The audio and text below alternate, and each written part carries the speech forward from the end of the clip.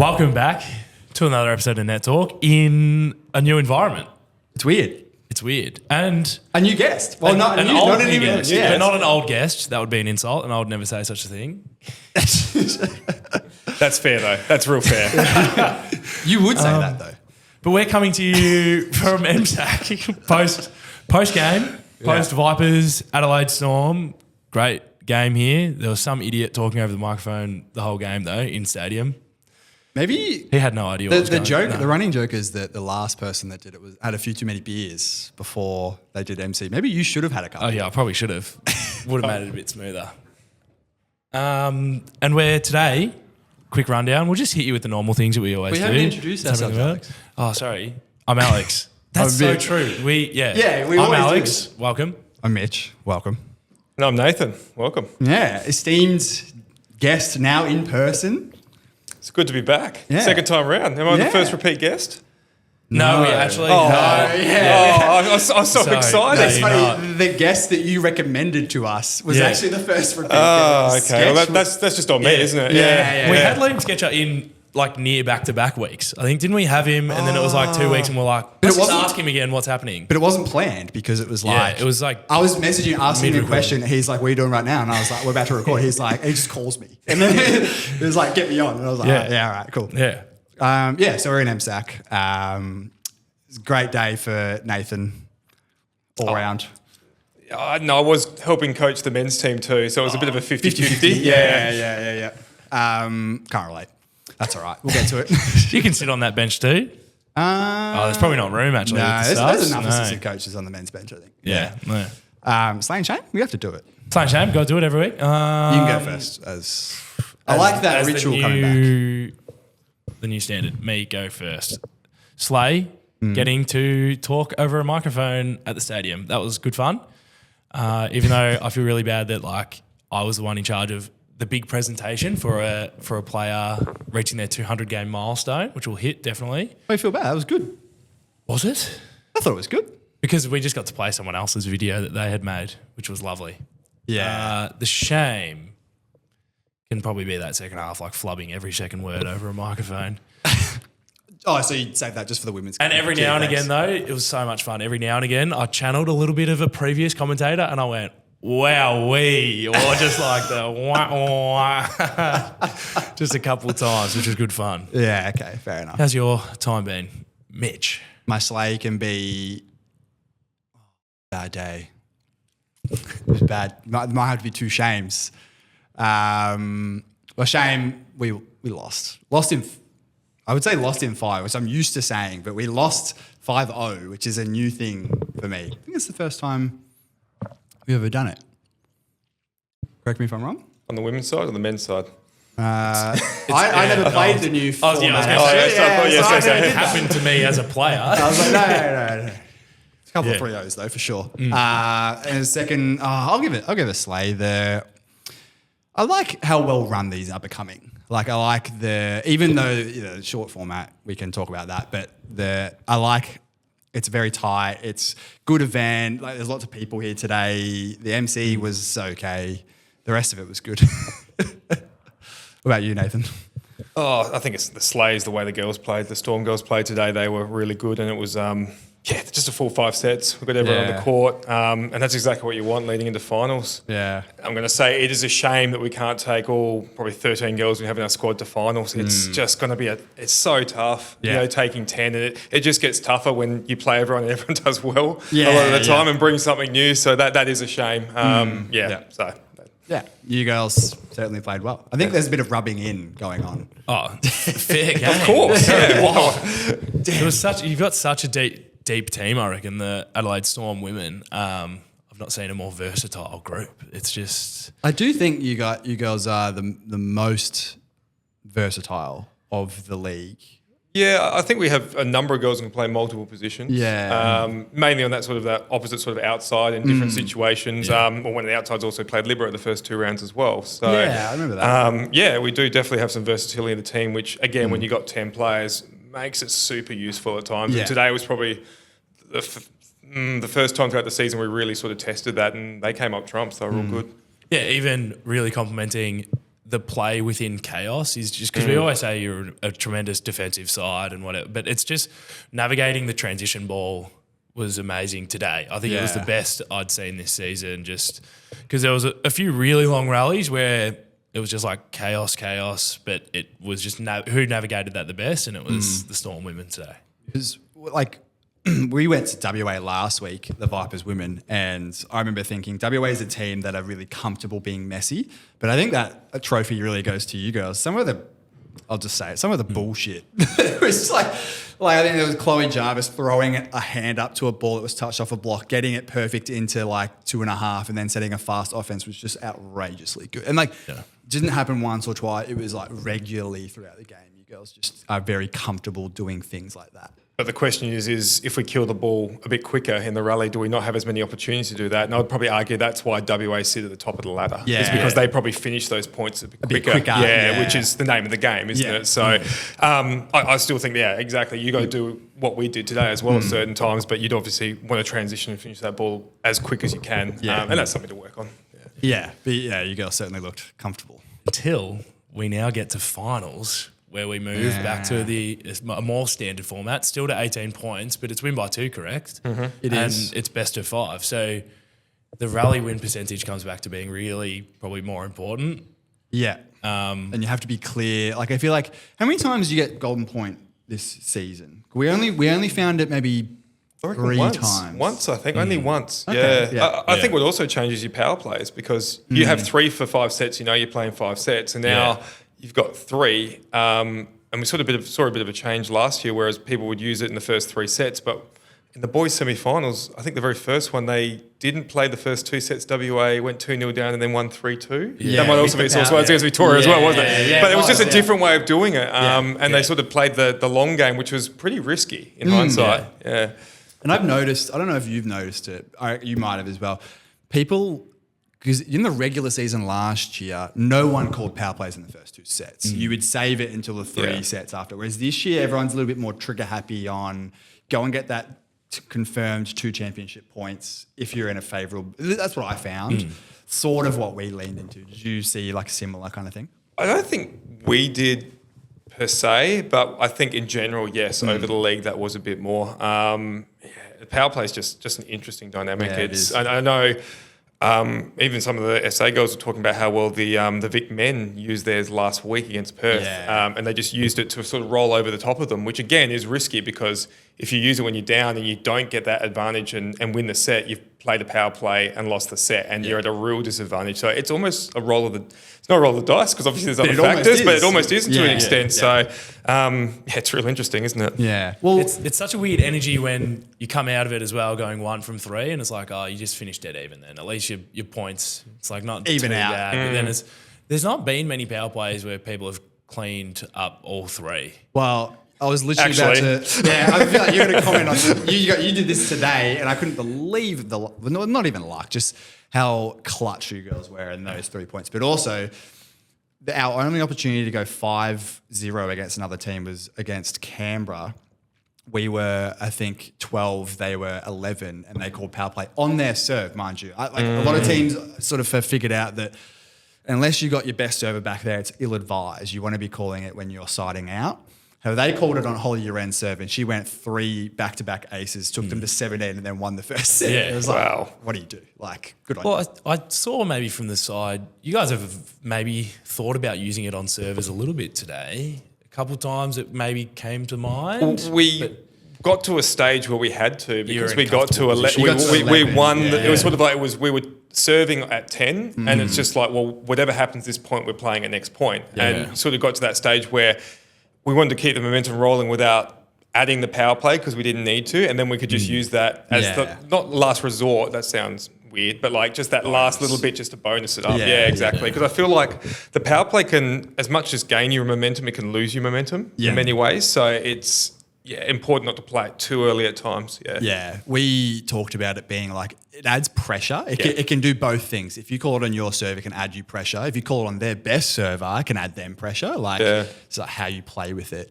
It was interesting. But I think Nah, you only got the one power play 3 from 3. Your other 2 power plays were 2 out of 3, I think. I think we got one that was actually only one as One well. out of 3. Yeah. We had one that was, we had a real mixture. Yeah. Yeah. Was that the one when you were 7-0 up and you called it? And then that was your 1 out of 3? No, there was one more, I think it was 13 all after the power play, and we went 1 for 3. Yeah. Okay. Yeah. And to get us back on the run sheet, well, because that was just a rambling. That was still from Say and Shame, wasn't it? It probably was actually. Yeah. We clocked it. Oh, God, it's going to be a long podcast. Just to take you around the world of volleyball, because there is still probably continuing on from last week's episode. We're recording like a little earlier from when you'll hear it, but the Australian Paravolley team hasn't had the best results. I actually misspoke last week. I think they only won 1 and they've lost 3 at the current time, which I think ended their tournament. And then the under-21 men's and women's teams, which are in Mexico at the moment. The men's pair, we've got 2 pairs moving through to the round of 24.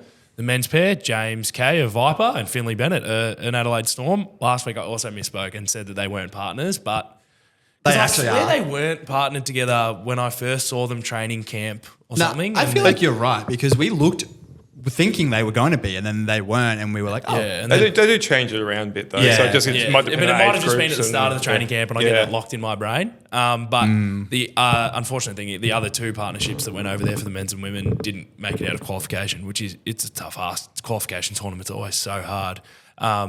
But James and Finley have lost 2, won 1, but they go through to the round of 24. And Rayner and Duplessis, the women's team, have won 2 and lost 1, also through to the round of 24. What's the qualification process for beach? Because I know I had an under-18s team go a few weeks ago. I didn't have them, but like they're athletes of mine that are doing beach. They went all the way, lost 1 game, and then they were done. Yeah, single elimination. Yeah, brutal. So, it's really based on your world rankings and seedings or whatnot. Okay. And you lose a match, you're out. It's real tough. That's why I don't play It's beach. brutal, isn't it? Yeah, it's real brutal. It is so hard. Like my experience has been like Australian national tour events. It's so hard for like international players because there's only a certain amount of international wild cards. So if you don't have the ranking points, you have to go through the qualification tournament. Or like new partnerships. If you're one player that has a crap ton of points, but your teammate that's new might not, even though you're already one of the best teams, you still have to do it too. So there's been, I think last year on the women's side, there was 2 Americans that came over and they had to win their way. They won their way through qualifications and then came 2nd or 3rd at the tournament. But then that's still not really enough points. So I think they had to win themselves through qualification at the 2nd tour as well. Some long weekends, isn't it? Yeah, it adds a whole extra day. It adds a whole 4 matches probably, which is pretty crazy. To be a beach athlete is capital athlete, I think. Yeah. Like that's just so hard. Yeah, and at least in the national tour program, you're going representing the country. If you're doing it off your own back for a World Tour 1-star event, you're paying your own way to go lose at a qualification tournament and go home empty-handed. Where you are not affording a coach or you're not. Yeah. You're staying in a hostel. You're doing whatever to make your way. But now we'll jump to the ladder shaking out for MAVSL. Yeah. While at the current time there are still some games to occur, but as we said last week, the men's side is set after this game. Yeah. There's no way it changes. Before the game, it couldn't, unless your Adelaide men 5-0'd the Vipers. Is that the max? I I think? think Canberra could have still technically made it. If Canberra 5-0 Steel, Storm and Steel. Yeah. If Canberra 5-0 Steel, they can overtake Steel to get. But they've already, there. I think, I literally just had the score up. They've already lost 2 sets already. Yeah, so it's done. Actually, we mentioned that before. And the women's side was the one that we were really, really interested in. If the matches were close, we said if the matches were close, it will be within 1 or 2 championship points. Yeah. But the Adelaide Storm women just put on a clinic show today, and winning 5-0 will do them a big boost. Won't get them out of second place, but it'll lock them into second place. Yeah, you guys, is there a way Queensland? No, New South might jump that. I think they. Yeah. No, we were ahead of them, so I don't think they can catch us now. So we will finish second, I believe. The max you can get is 11 points. But so the only match that matters is happening tonight at 8 p.m. So when you're listening, it'll have happened. But it will just mean if Steel 5-0, if Queensland Pirates 5-0, New South Wales Phoenix, if Pirates win a set today, they are overtaking the Melbourne Vipers, unfortunately. Yeah, barracking for the Phoenix. Then that's what you're trying to say. Yeah, first time I've been a New South Wales fan. I've been a fan of them. They've been playing so well. They've had a good this year. season so far. No, they really on have. both sides, men's and the women have. After a few maybe shaky seasons last year on both sides, and then this year to be really back up the top. They've been growing. They've had young players who have developed, and you're starting to see that now. And that's a really important lesson that they probably had a couple of beatdowns a couple of years ago, and it just takes time. And then you're starting to see the fruits of that now. Well, I think I spoke to one of the coaches, Chris Todd, who's back coaching the men. Has sort of been interchanging between both because I think he coached the women last year, and he was telling me about how they've done a lot of development across both, and it's probably good for the coaching staff because the women's head coach this year had assistant coached, and it's just a really good ecosystem. I think that's started to. You see it like it's one of the few teams I reckon in AVSL that hasn't had a massive roster change, but their results have gotten way better.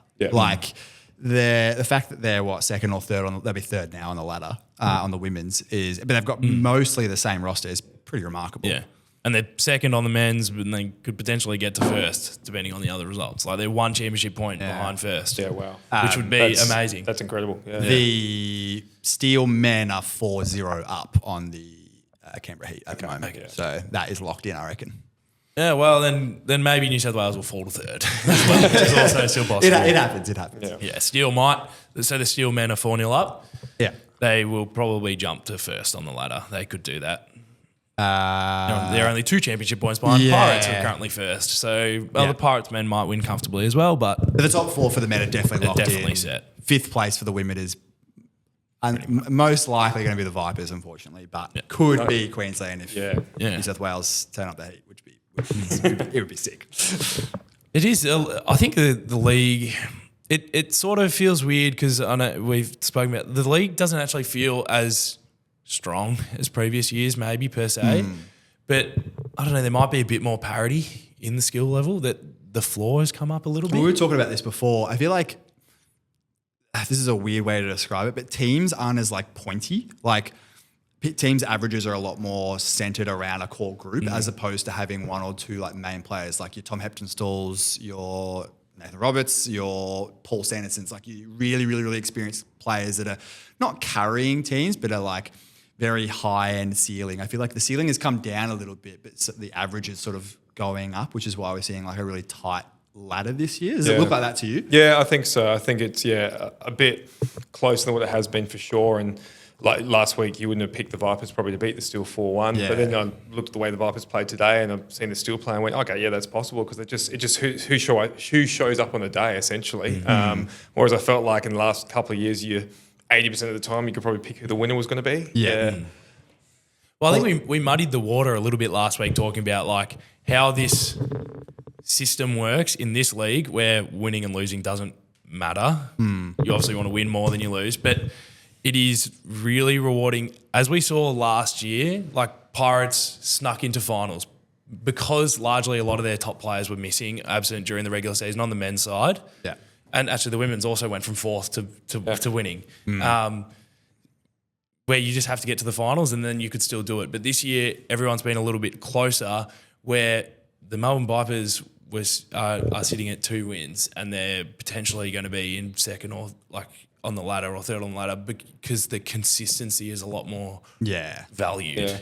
You get rewarded by being close, not necessarily winning. We, before today, were probably overshown on the ladder in terms of where we should have been because we had 1 win, but we were sitting 3rd or 4th or something like that, whereas we really should have been 5th based off wins and losses alone. It's an interesting format, but I was just talking to someone who doesn't have a volleyball background and they were asking questions about how is this normally how it is? And it's it's not really normally how it is, but it still shows a good amount of where your team is based off averages rather than just win-loss, even though win-loss... So it'll still roughly shake out to the win-loss. Yeah. You get the few anomalies, but generally speaking, it's a win-loss. Alex and I had this thought the other episode about what do you reckon the league would look like if it was double or triple round robin, where you get way more data, way more sets. Do you get... I reckon you just get these outlying teams just flog up the ladder. Or does it remain close because the league is fairly close this year? Like, I don't know how that looks. It would be interesting. I'd love to play 2 games a weekend. Yeah, I would think as it would be well. great. Maybe a couple more players on the roster for that. Would test the depth maybe, which would be interesting. So those teams maybe with 7, 8 players and then sort of get to a bit shallow might struggle a bit more. But it would be interesting to see. It would take me back to the pre-2022 era of AVL where it was double headers. It was full teams of 14 from memory. Yeah. Did we travel with 14 that year? 12, I thought. 12, I think maybe we only had 12. 12. It was definitely 12 for finals. Okay. Yeah. Where how often was the second day result the same as the first? Like almost never. Yeah, true. Yeah. It would just be, I think it would slowly widen. The ladder would slowly figure itself out. Wouldn't be one point between. Yeah. It would definitely help a few other people get to a 200 game milestone. Today we got to celebrate at MSAC Louise Bates, most tenured volleyball player in the Australian leagues. Yeah. Going back, MAVSL's only been around for 3 years now, but Yeah. previous AVL, other formats, crossed 200 games, which we were thinking like it's actually such a steep hard to task. do that. Isn't it? Yeah. And today was a matchup between the second leading active female. Beth Carey was second on the ladder in terms of matches caps, played with 140 or 135. It was on my notes, but it's like Wow, it's Lou's really many blown her games. out of the That's water what a I'm little bit. saying. It's Yeah. so many Impressive, isn't games. it? How many did you have For national team or for AVL? For AVL. You had a lot for national team though as well, didn't But you? AVL only played. I played in 03, and then the next time I played was don't. 2022. Yeah. Yeah. So I went it's at a 19 lot. years Take the between step drinks. away. Yeah. Take the step away if it clashes with any professional Because season. who'd be? Did you have the men's on that list as well? Because someone's at like 180 on the men. I don't remember. It'll be in my bag. But I Brendan think Clusie Clues was played up there. 100, Yeah. his 100th recently, Yeah. and I think Rory Welsh would be up there as well. Yeah. He's Oh, played It a few. was on my list as well at I think over 100. Yeah, I feel like a guy like Andrew McLean would have to be up there as well. absolutely, yeah. it would be. Yeah. Yeah. Played finals every year for probably a decade. Since like 2009 or Yeah. something. Like, who else would be on that list? I actually do remember Clusie's because it was on the notes because I'm pretty sure it was like he played for the AIS back in the day when it won for a couple of years and then it was Storm and then yeah. it'd be interesting to see. Because like, at most you play back in the old format, you play 16 games if you were making We finals. played in 03. We were talking about it yesterday with the girls actually. 4 games in a weekend, and there was 8 teams.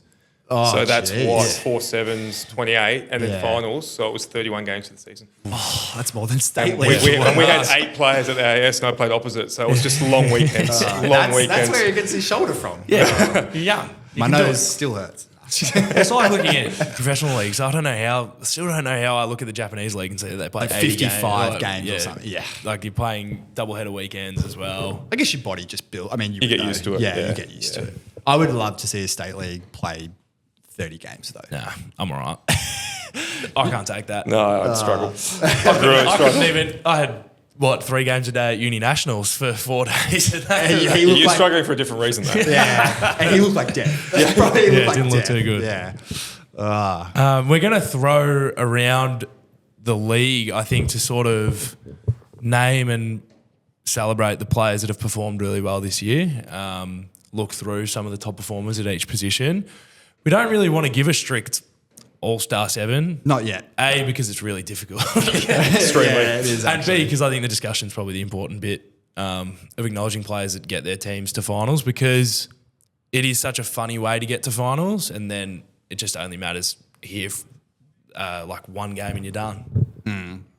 But we said we'd start with players who aren't going to make finals, didn't we? And then Yeah, we can look at and acknowledge some of the players that are unfortunately just shy outside of the top end of where you don't get to come to Parkville Centre next weekend. For the semi-finals. It is so good actually acknowledging that semi-finals and the finals are 2 different weekends. I think that's really good. I really like it. The only thing I would have also liked is series-based finals. Yeah. That would be sick. Oh, I like a few games, like best of 3. Best of Yeah. 3, yeah. I'd be interested to see what the Perth still think about flying over to Melbourne, flying back, and then flying to Brisbane Yeah. next week. That's the only bad thing possible. About that's it, yeah. that's About the 2 rough for them weekends. if they make the final in is. terms of travel. Yeah. Do it at a neutral location in the middle of the country. Where everyone goes. Look, Adelaide's pretty central. Just throwing it out there. Like, yeah. No, fair enough. It is pretty central. Starting with the women's teams. Yeah. Sure. We can look through them because unfortunately on the bottom of the ladder excluded from finals was the Canberra Heat. I thought that they were going to roll into this season probably a little stronger. Last year they were 5th, just outside of the Last year finals, they I believe. were They had a 5th. bit of talent, but they lost a New few. South was 6th, I think. Yeah. Kiani Dodd being a notable out this season, but there's a few others that stepped in and filled that gap. I think Holly Uren on the outside was a big name for them. They had some great performances in this format, got them the few set wins that get you the championship points, but it is still such a hard format to get to the top when you're relying on there was a lot of power play points that I think went through Kiani Dodd. Through Holly Uren. Yeah. So She definitely deserves the shout out. She's in top 4 for top scorers of the league. And you said she got 8 power play points. I suspect more after she plays the Steel game later on today. And she's a super consistent player. She's a solid passer as well. She just does all the fundamental stuff really well. It was definitely a player we tried to really work on when we played them for sure. Yeah. So is your strategy the same as ours? Like make her do everything? And to be fair, she does everything pretty well. We didn't serve her, I think, because we thought she was probably their most solid receiver. But we definitely had to think about blocking her because she's really good at using the hands. So had to be really clean with her. That was an important point. So. And I made a last episode, like gassed up players that are undersized. She's not necessarily, well, she is kind of undersized for an outside, but she just does so well, as you said, like working off hands. And I think out of system for them, she carries them pretty hard. She's the type of player who would be just that solid passer hitter and would be really good if you had, that attacking passer hitter with her, kind of like what they had last year. Probably a bit more difficult this year because they didn't have Kiani Dodd around or someone equivalent. But she's still had a great season. Yeah, no, genuinely. And then probably the Vipers. the next team excluded from finals, unfortunately. Not confirmed. There's a small percentage chance that we could be in. Yeah, which we'll find out tonight. I'm sure you'll be sitting on KO streaming it. You'll be the just first. seeing, I'm either going to watch it or I'm just not going to watch it. I haven't decided. Yeah. I don't need to watch one set. The first set, and then I'll just keep watching until it goes my way. It's probably an unfortunate season. Like the next top 5 teams are all very close on the women's side, or Perth still were pretty clear in first place. But the next were all up for grabs until this last match, where I think Vipers will probably be a bit disappointed in the season because there's a lot of good talent there, a lot of good players, but I think the standout is also someone that's consistent on reception, and you can give it to a libero that's like Rochelle, sis on limb, libero, like reception is just incredible.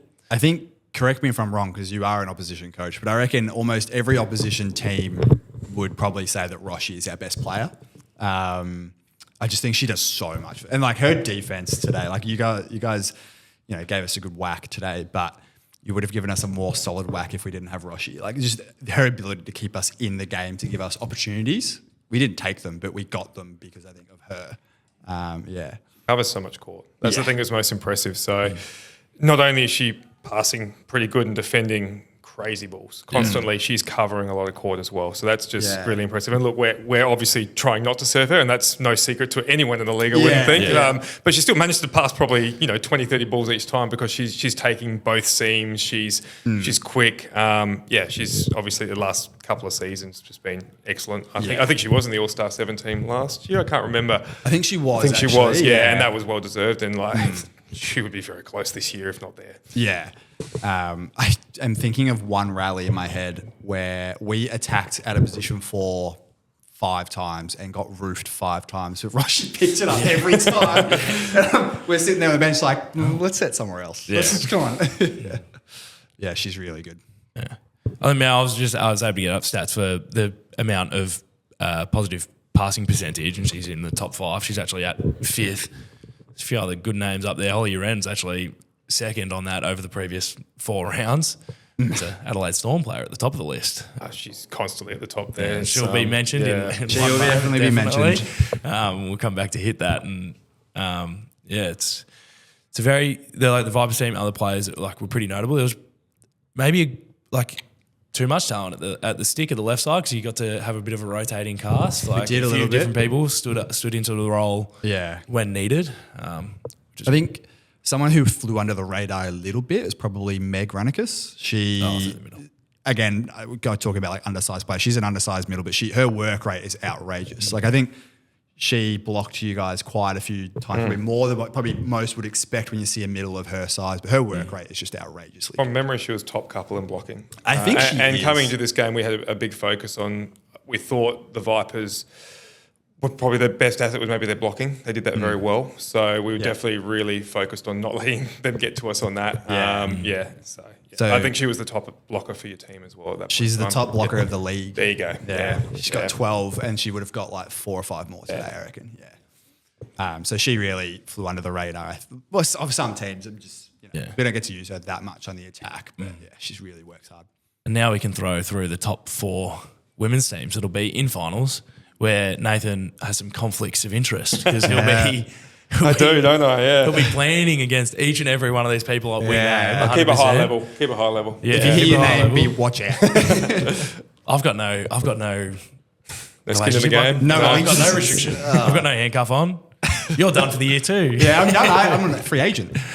I'll just be there watching next week, which will be so good. But I think the team, let's just do it based on at the moment they're in 5th place.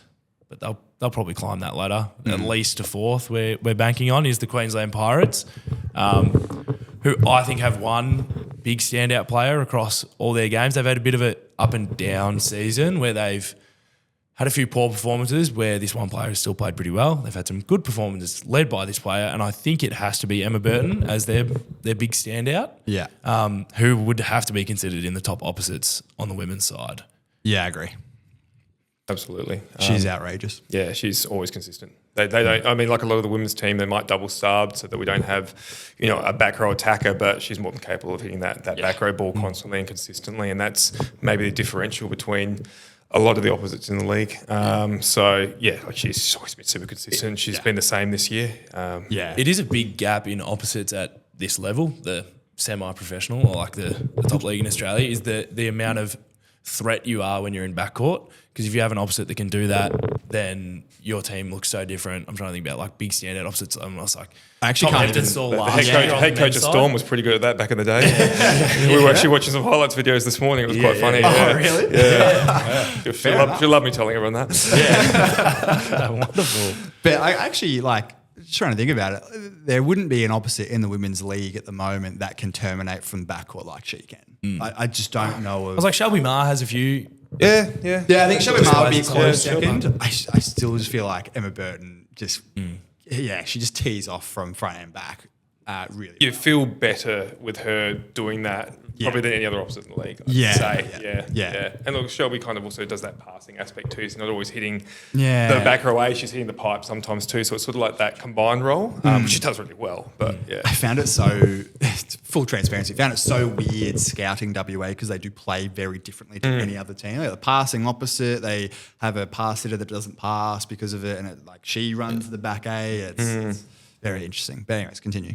We can roll through the Queensland Pirates women's side because they've got some other talent too. I think through the middle, Scarlett Rudder is someone that you have to definitely be scouting, keeping an eye on. She's terrifying. She's been one of the top middles, I think, over the last few years. She was a big part of their finals run last year. And on top of that, she's improved her serve this year. That's what I found. She was always good in attack. She's always athletic, but she's added that good serving to her game. We really struggled against her at times.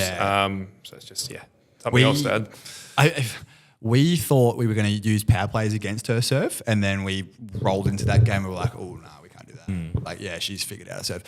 Also, I don't know if you found this, but you watch a lot of footage and stuff like that, and then you see these players play in person, but Scarlett Rudder's presence when she goes up and drills a ball for that team just is such a momentum shift. Connects well. She can go up and get a ball. Yeah, she's really, really good. That Queensland team is pretty rock solid, but those two are my standouts, I think, for that team. We can climb up the ladder to a team that's sort of been reforged this year by a few players that have got national team experience is, I think, the note of them all because they got to do a lot of stuff with the women's volley rouge, a few key players, and led by setter, I think can get the first shout out of the New South Wales Phoenix of Michaela Stevens. Has done a lot of good work, and when seeing her live when she was at MSAC was just, I just haven't seen a more consistent ball, I don't think, this year.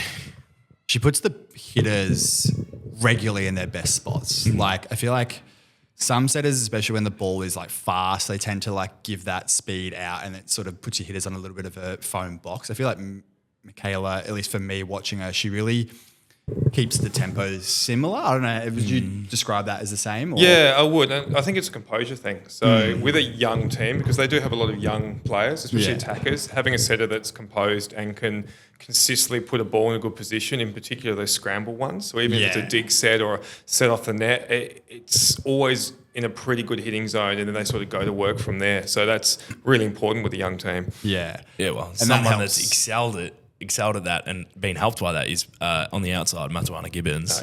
Has had a pretty good season. And you can see their connection has gotten really good. Like, again, another undersized, quote unquote, sort of outside attacker who played last year, was the top scorer last year, correct me if I'm wrong, is also the top scorer this year, but not as much because I think some of her teammates have sort of come and helped out with that load. But she looks really good with Michaela's setting this year. Yeah. The ability for her to attack the high ball. And, you know, it's really hard in the women's game with a set block on a high ball because the defence and block are really strong, but she's obviously dynamic enough to find some options and also tips and rolls really well. So she's got a number of shots, which, you know, makes it a lot harder. So I think their success this year, a lot of it obviously comes down to those two players that we talked about. Yeah. I think one other shout out that I have to give is Annie Tang. Like her development from last she did play last year, barely, but she did play. To this year's outrage. Like that national team experience has done her wonders. And she's also just massive and good. The blocking's it's a weapon. Yeah. It's a weapon. You've got to work really hard to make sure she's not closing, or if she is closing, you know, you're hitting real high off the hands to get past her or something like that. So yeah, it's a weapon for them, isn't it? I remember walking past, you know, you hear about she's 200 centimeters tall, whatever. You walk past her like, oh, you really are 200 centimeters. Like you are huge. Yeah. She's also in the top of this list, near the top of the list for blocking. She's got 8 stuff blocks for the season, which probably will be more by the end of tonight. Definitely, we'll get a few. Climb the ladder again. Don't give out too many secrets because we're talking about the Adelaide Storm. Ooh. Don't just say a bunch of people that I'd watch out for Nathan Roberts. Watch out for that. Watch out for all the Storm players. They're all great. Yeah, that's all I'm saying. No. They're all weapons. Actually, he's like, we gave him credit for being extremely deep, I think. Lots of options, led by very versatile and experienced team. Captain was the second most tenured female player, still playing. Beth Carey has been so good through the middle.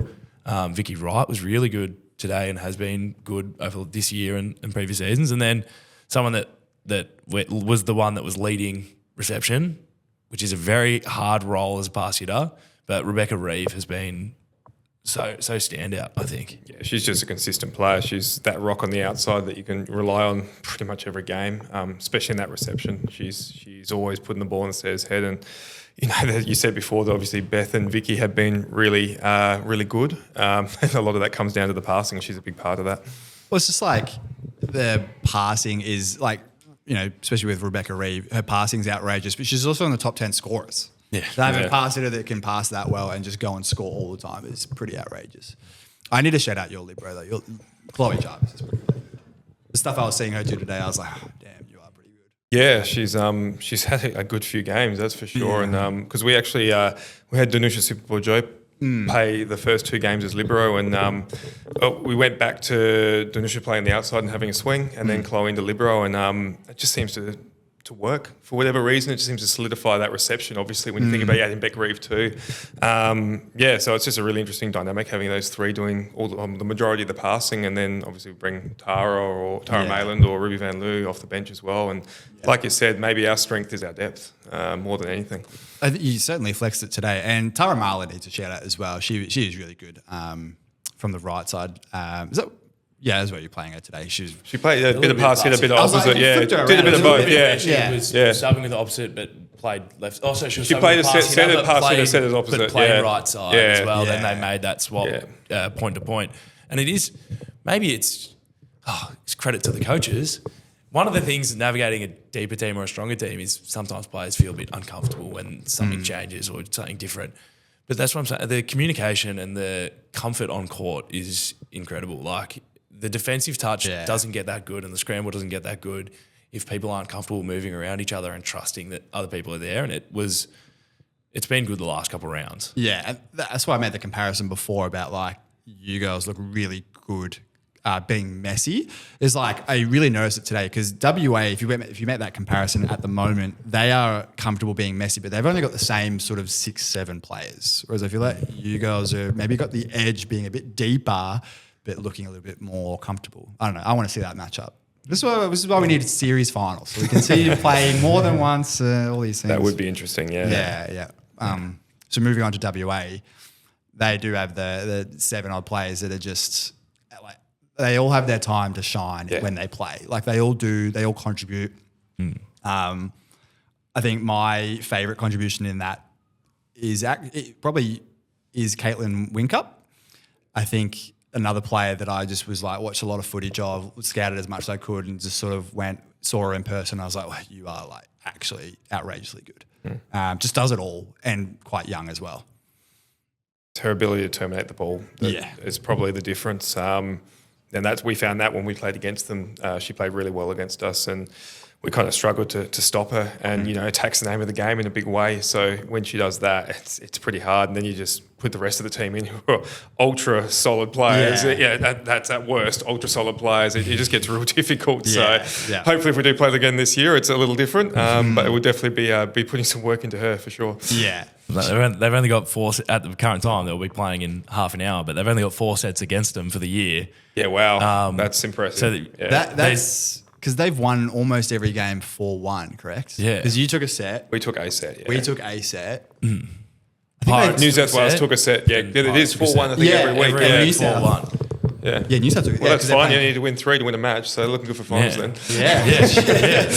I'm pretty sure Combine those weeks, together. the set that they did lose was the 5th set or the 4th set. We won the 4th. We actually won the second. Okay. And then Pirates got definitely won after that. Pirates might have won the Pirates won the fourth, second, or did they win? I think Pirates one. also won the Maybe I'm second. mixing them up. But we were saying like they could crack. If they win really cleanly today, you can crack 44 championship points if you win 5-0. Like, Alex and I were debating last year because what do we say? Steele were also the top last year, but I don't think they would have been much beyond 40. Do we reckon this is the highest score we could see? It was closer last year because I remember we could have finished top going into the well. Canberra game if we'd won it, and I think we lost 2-3. So I think if we won 3-2, we would have finished top, which means it would have been closer. Yeah. Whereas they're head and shoulders this year compared to others. Yeah. Because if they 5-0, because who have they got today? They got Canberra. Yeah, they'll probably 5 over them. My assumption. 4-1. Come on. Yeah, 4. Yeah, Betting man to go 4-1, wouldn't you? Yeah. Going to share all the sets out.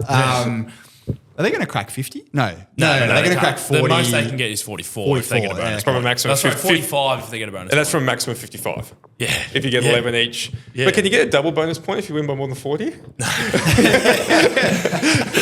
rule. Yeah. I didn't do the math today, Mitch, so I'm not sure. My brain is fried. I'm trying to do all the math. And then I think the other shout out for this WA Steel team needs to go to Elise Hislop. She's just outrageously dynamic through the middle. To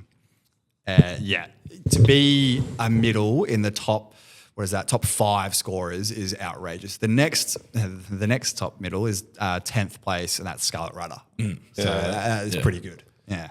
I think we talked about Shelby as well, but I'll shout out to her too. Shelby, it's just because the role she plays is so different. It's a passing opposite. Yeah. You kind of do everything. It's like the fix-it person in the team. And she really is. She really is, yeah. In trouble, throw up a pipe to Shelby. Yeah. And it's a good swing. Yeah. She I remember we were thinking like, oh, do we go after her? Because she didn't play last year. We're like, what sort of... And then that's a terrible idea. Don't do that. Noted. We figured that out the first set. Let's not go after her on the serve. Also, their libero has they've had a couple people play it, haven't they? But because Mia Udo played last round and she was quite good, or has played, and then Danae Walters was also libero. Danae Walters is really good.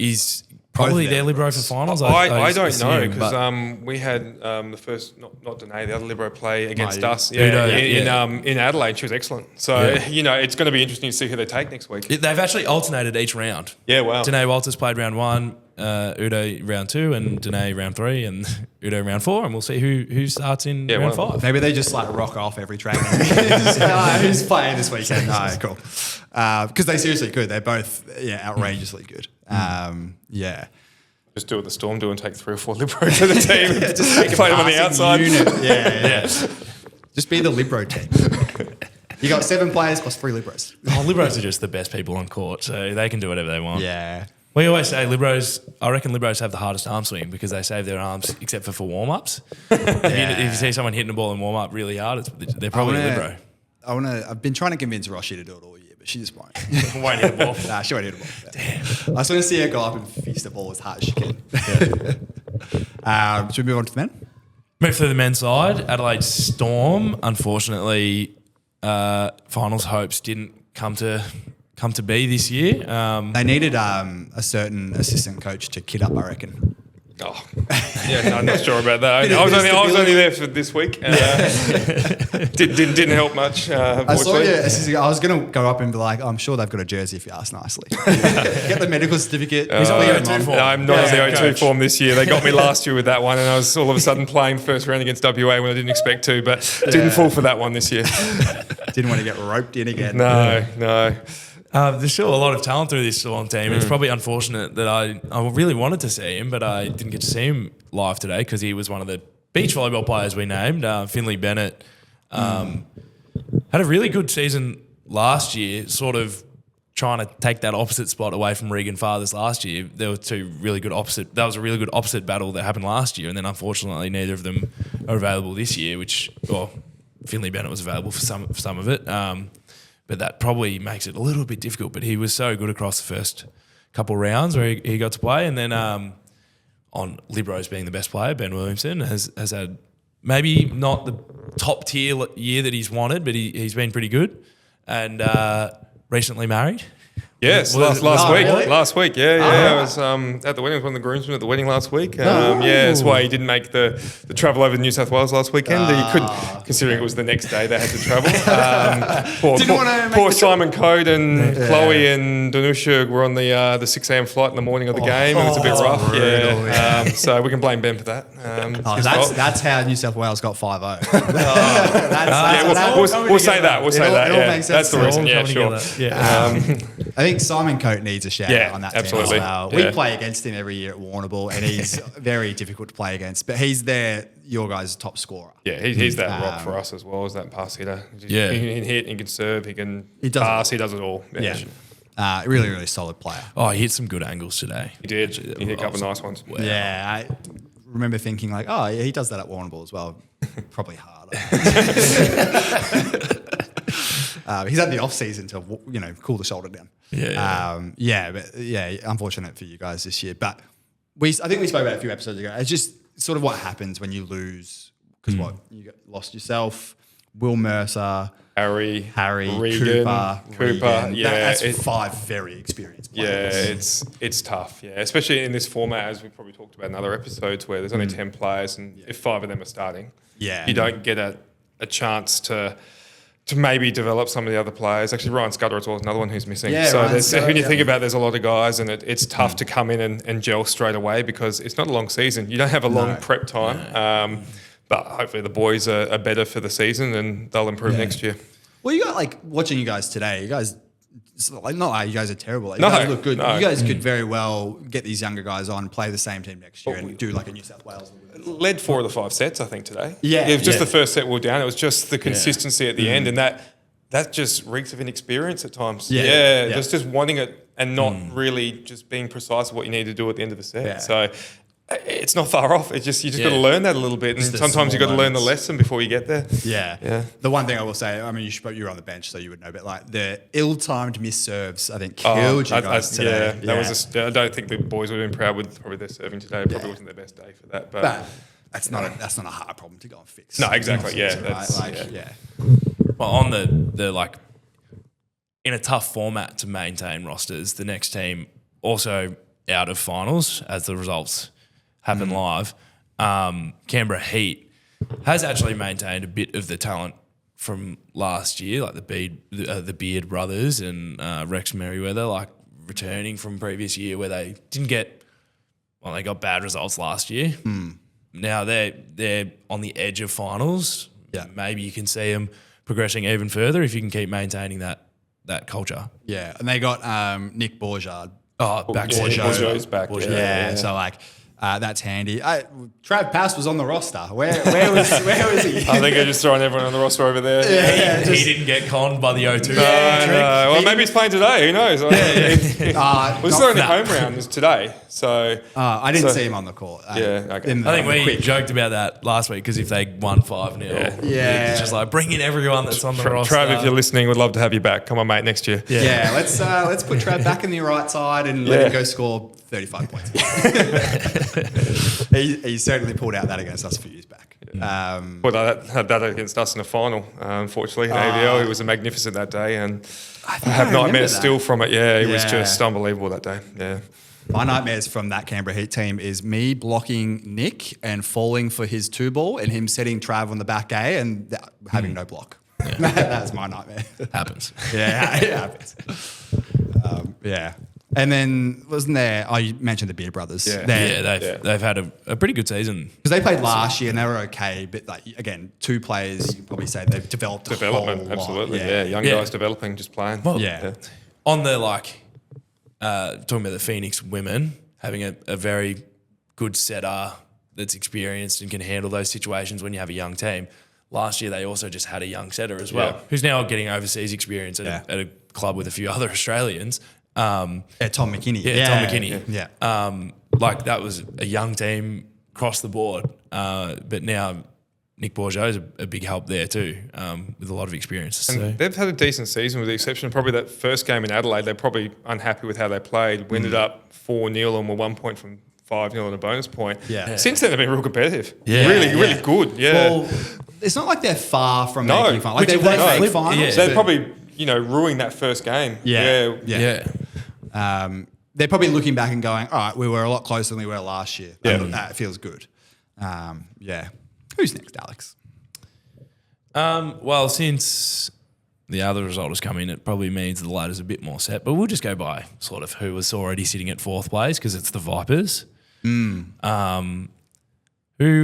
depending on the Phoenix result, might be able to sneak out of 4th. But if Steel are winning that comfortably, and Vipers might be sitting 3rd. Actually, they'll get to 3rd. But we'll talk about them next. I'm loving this inner monologue just going. This is why when I get handed a microphone, you think while you're talking. Out loud. The Vipers season this year, from someone that I can just say it because I'm outside, I think they'd still be disappointed with how it went to get to the end of the season, but then it's finals, so it doesn't matter. Because they were just a bit shaky from week to week over the first 3 rounds where you're losing. Similarly, like losing the first round and losing the second round close and then figuring it out and then sort of shaking. But like they had such a good round last week and then they've dialed in the same, like the top 10 already this week and they played really well today.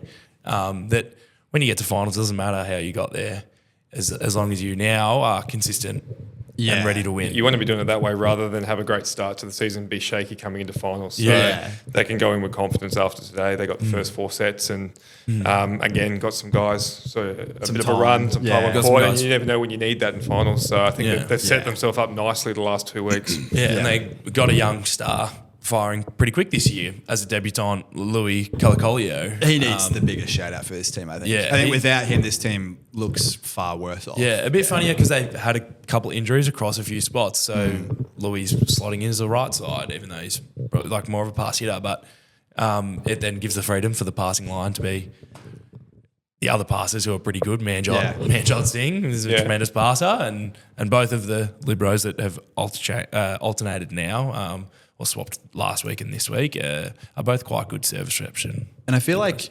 Manjot needs another good shout out as well. Like we play against him. The guy is outrageously good, but I feel like he didn't really start for they played Scott and Lockie, and I think as much as injuries suck, Manjot coming on and sort of proving that he gets that spot, and then them having more of a consistent lineup really helped them throughout the week. Like they've just gotten way better because of it, and now they're in a really good spot.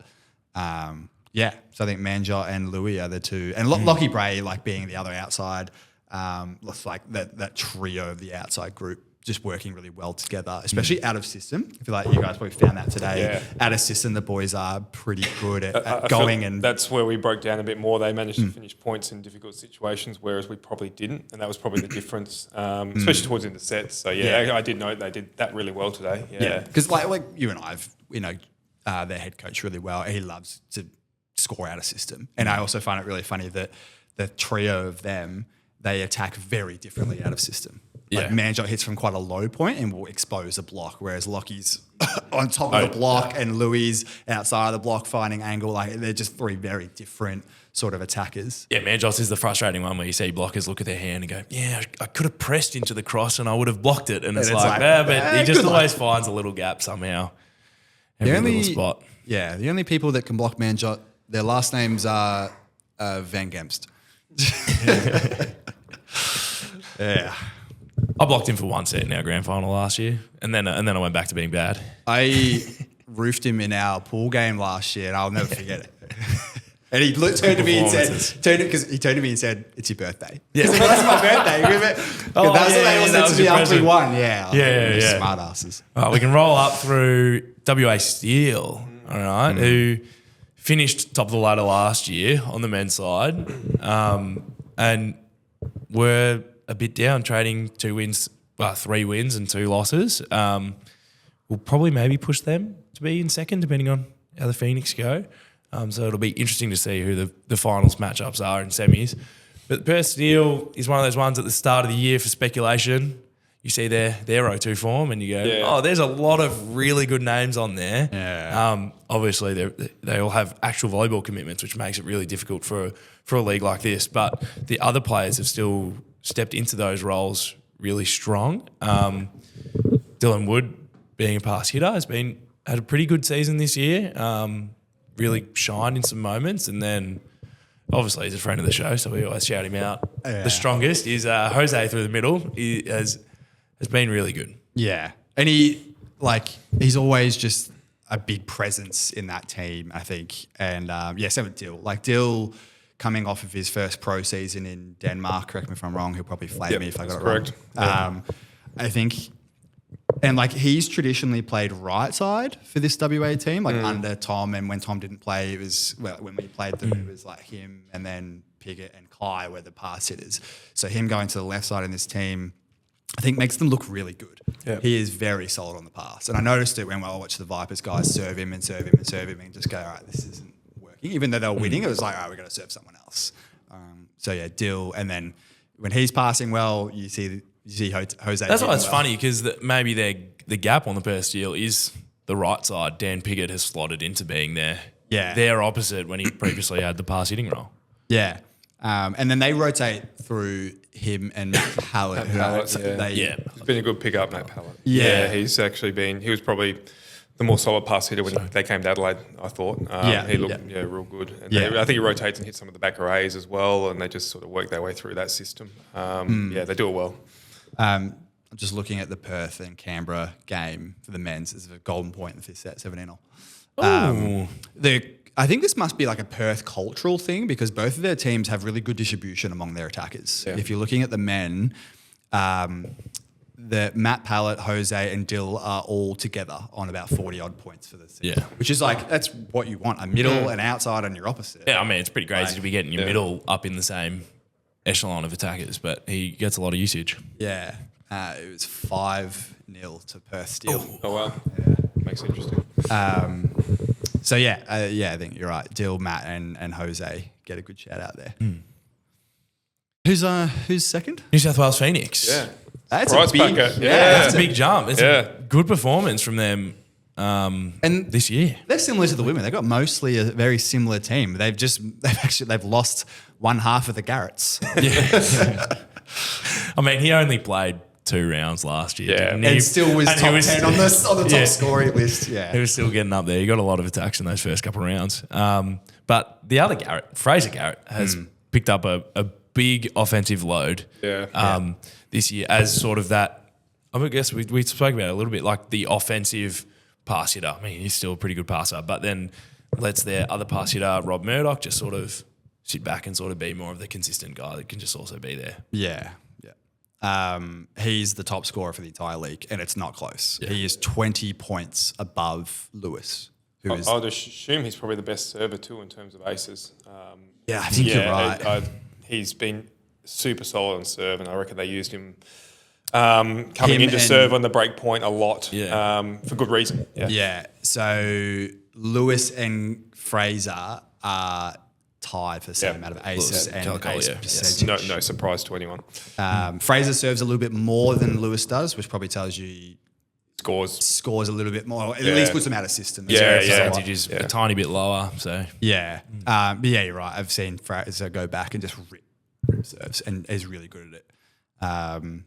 They've had interesting. So we speak about them. They're sort of an interesting team to watch. When they were here in Melbourne, spoke to the coach that they are running a bit of like a versatile system with their players, because they have one person that's a pure middle, like Pascal Eckermann is pure middle. He's been pretty good in that role. And then there's a few other guys that rotate between in the middle and the outside. I think it was Henry Moffat and Sean Boschietta that did it that week. And then sort of they have those guys that can fill each different gap.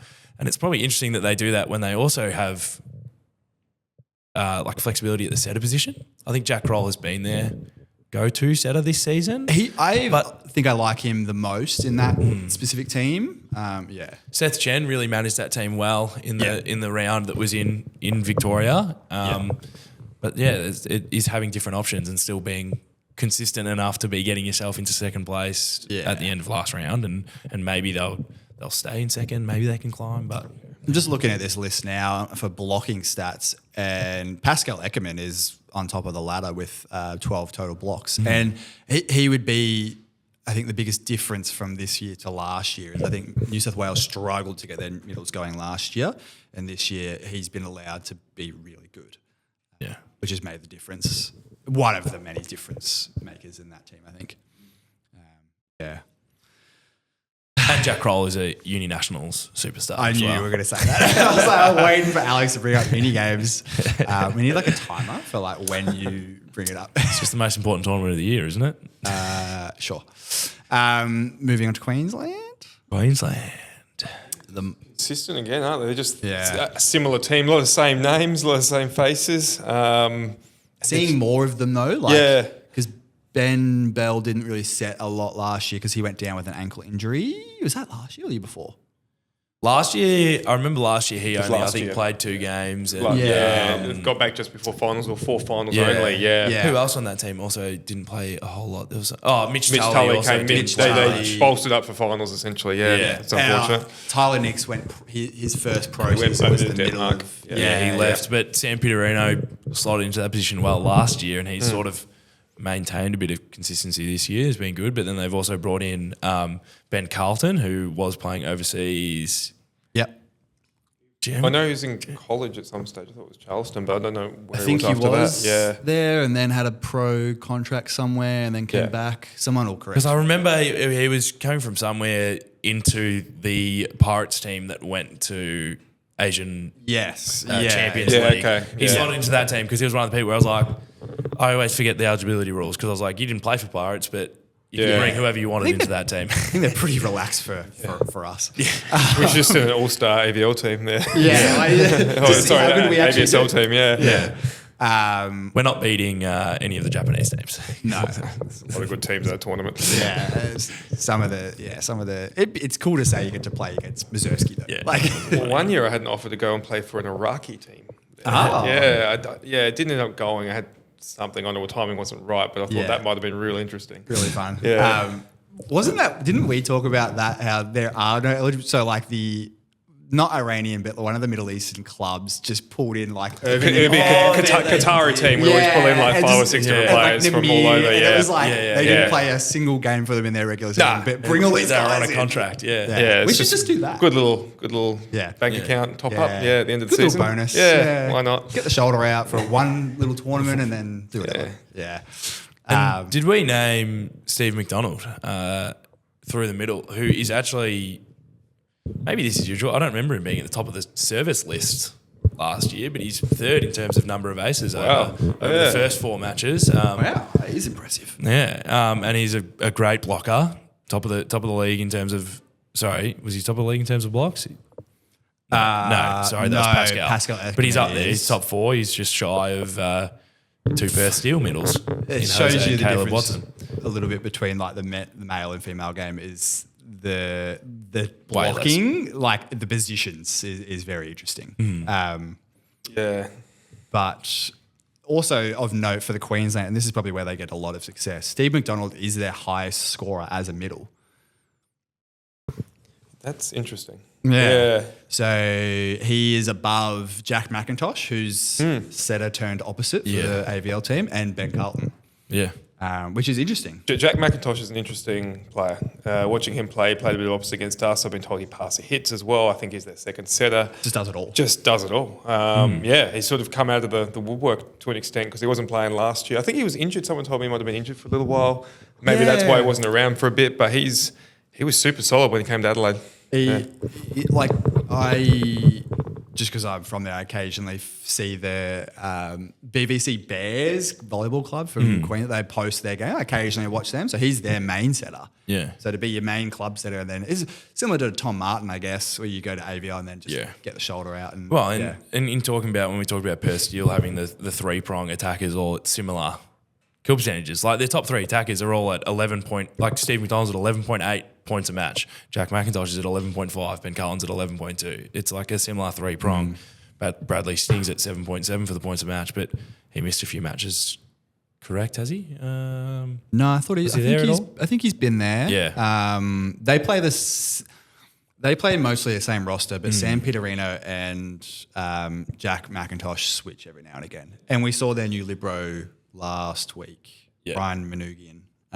Who's from America, did college, played pro for many years, and then I think he's quite good. And Andrew McLean was one of the names that slotted back into that team this year. A true Pirate veteran. I think he's been that captain for ever.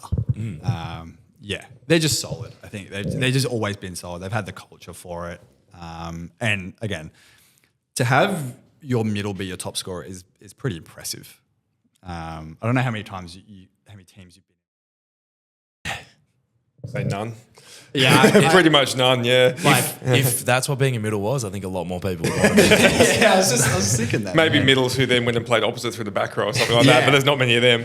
Yeah. Steve could probably do that, to be fair. I was like, look, our Renegades team run through the middle a lot, but we don't run There's through the middle a lot of middles who think they can do that. Whether they can is a different story. Like, you've played 4 games of volleyball and scored, I guess you're averaging 12 points a game, just under 12 points a game. It's pretty impressive as a middle. So, Queensland Pirates, they're the team to beat for the men. Yeah, I'd agree with that. Definitely. Because the Vipers will cap out in that. Actually, the Vipers could still stay 4th if Phoenix. Oh, sorry, no, they'll climb up. But the men's top 4 could change a little bit based on Steele might be able to jump to first place, and depending on how close the Pirates Phoenix game is, as it's happening, one of those two will probably hold second, and the other will fall to 3rd or 4th or to 4th. Yeah. So should we give some predictions? You can keep your women's predictions. I'll maybe quiet. stay under that. Yeah. But give us your men's predictions. We're free agents, Alex. We can do whatever we like now. Still wearing a Vipers top. Yeah, I should have changed. Do you have a spare Adelaide selection? Damn it. Men's predictions first. Yeah. I think the Pirates will. You reckon they'll win? Win. Back to back. Back to back. Is that back to back to back? No, they did do well the first year. All right, who you got? I think it'll be Pirates Steel final. And I think it'd probably be the Pirates, but it wouldn't surprise me if Steel turn it up. Yeah, I've also got Pirates and Steel, but I've got Steel. I think Steel have played good enough. I don't think we've seen Steel at peak yet. I think if we see it at finals, I think they'll be one of the few teams that could really push that Pirates team. I also don't think that Pirates team has been pushed, and I don't think we know what they look like under a lot of pressure. Yeah. I think it'll be interesting seeing that semi-final matchup. If it plays out where Pirates beat New South Wales Phoenix like comfortably, then they'll play each other again in the semi-final. Yeah. So you get to like figure it out, and then Steel will play Vipers, which last time didn't go well for the Steel. So if the Vipers could capitalise on that one again, that might take them out of contention for the final. It sort of is matchup based when we see those get released. I think Vipers are a dark horse. It wouldn't surprise me if they make a final or do some damage. I was thinking if there's going to be a dark horse, it's probably Vipers. Yeah. I think we also probably haven't seen them at their peak, being such a young team. Not even young team, just a team that hasn't played AVL together. Like this is a very new AVL kind of group. Yeah. But I could, someone said it to me the other day. Steel have never beaten Vipers in the regular season for the AVSL. And Really? I didn't believe it. It's true. Wow. They've never That's beaten so so every year Vipers have gotten like the unlikely win. It's always been against Steel. Wow. Even when they had Tom Hepsonstall here, it was a 3-2 win. Yeah. Didn't realise that. Always felt like we lost. I don't remember those. Yeah. Back before AVSL, we definitely lost. Yeah. All right, women's. You Women's can keep side. quiet for this if you like. It's all right. I picked them last year, I think, if I'm going back in my memory, and it backfired. But now maybe they'll have a bit of extra heat behind them, picking the Storm. Really? It's just because he's here. No, I just think that they do well, and I think it'll be a Storm Steel final. Yeah. Again. No, not again. Last year there was the upset of. But both those teams, no. No. WA beat. Lost to Pirates in the semi. in the semi. WA choked. And we beat the Vipers in And the you semi. beat the Vipers in Yeah. the semi, and then I remember thinking Storm could really do some good damage against the Pirates. Last year, I think it just fell short in a big match, which happens, and then they'll have a little extra fire to want to win this year. I think I just really like how the Storm team's looking. I think if the ladder works in your favour, as in our favour, not having Steel and Storm in the semi would be good because I think that should be the final. I think they are the two top teams. I don't know who I'm picking. I think My dark horse would be Phoenix because I reckon if I they agree just with that. appear well, like it is, They're dangerous, single aren't limb, they? They're dangerous when Yeah. they fire, and it's like the way I would describe them is like it's not that they don't look good, but they score points quickly. Like they terminate. They don't really rally a lot, but they just terminate points, and it's like you've gone 3 rows and they've break pointed twice, and it's like okay. Funny we call them a dark horse too, because Queensland had pretty much the same team as last year and they won. Yeah, Like, it's so weird. So like, don't discount them either. Like, Yeah, if it's possibly a Steel Pirates grand semi final, it's almost the same as last year, where the Pirates only just made it and then beat them. Yeah, Like, exactly. So Yeah.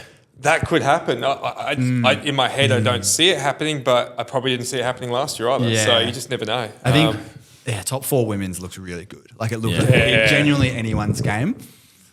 I actually also think I've got Storm purely because I think no pressure, guys.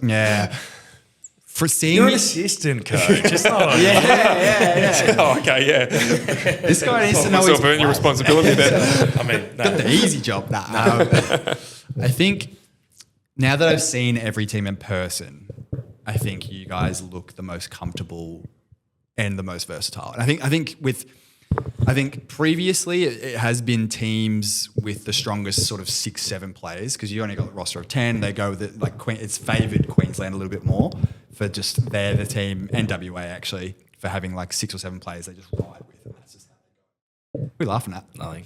Go on. No, you just keep saying 6-7. You you don't get that child. one bit.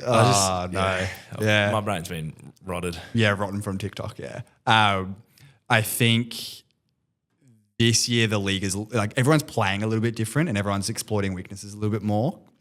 And I think your team is in the most advantageous position. But I could see a scenario where Queensland decide to play their best and just go and wallop everyone. I can also see that happening.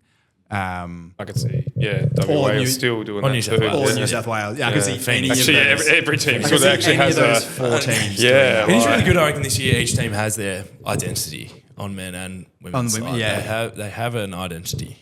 I'm just trying to think about who's the ideal matchups. Like who would the Adelaide Storm women ideally match up against? I feel like well, if you look at this season, we struggled against the Steel. We lost 3-2 to Phoenix away, and then we beat Victoria.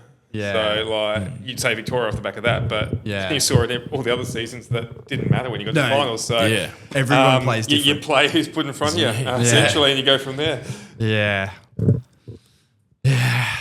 Well, It's an exciting time. Yeah. so what we're saying is the men's is boring and the women's is where it's at. That's what we're all saying here. No, it'll be exciting. It's good that it's in Melbourne. We get to come watch in person. You get to hear this man's lovely voice. Well, that's not confirmed yet. Probably not. Fire him after this week. Yeah, it's lucky that decision's not up to me. Well, it's been good. Thanks for joining us, Nathan. Appreciate Very it. welcome. Come anytime. I want to be the first 3-time person on the podcast. Bloody sketch. Well, you're actually going to be here next week. So we'll see how we go. I was thinking we just make it him and Sketch, and you can Together. both be the first 3-time, and no, neither of us. yeah, you guys just run the podcast. Just watch those rankings go up. If that happens, Alex might step away. That's okay. Yeah. Clears up my schedule. But we're very excited to watch the semi-finals, which are at Parkville Centre next weekend or shortly, very soon. Yeah. When you're listening, but I think it's really good. And then finals are in Queensland afterwards. So I was like, how did they get that again? But both of their men and women won last year, so that's actually kind of fair. It is probably fair. Can't even dispute that at all. and give them the home court advantage of the heat and the humidity. Yeah. You say that, but we played really well against them until we had 2 injuries. Neither here nor there. All right, yeah. Thanks for joining. Very welcome. Thanks for listening, listening. everyone. Bye.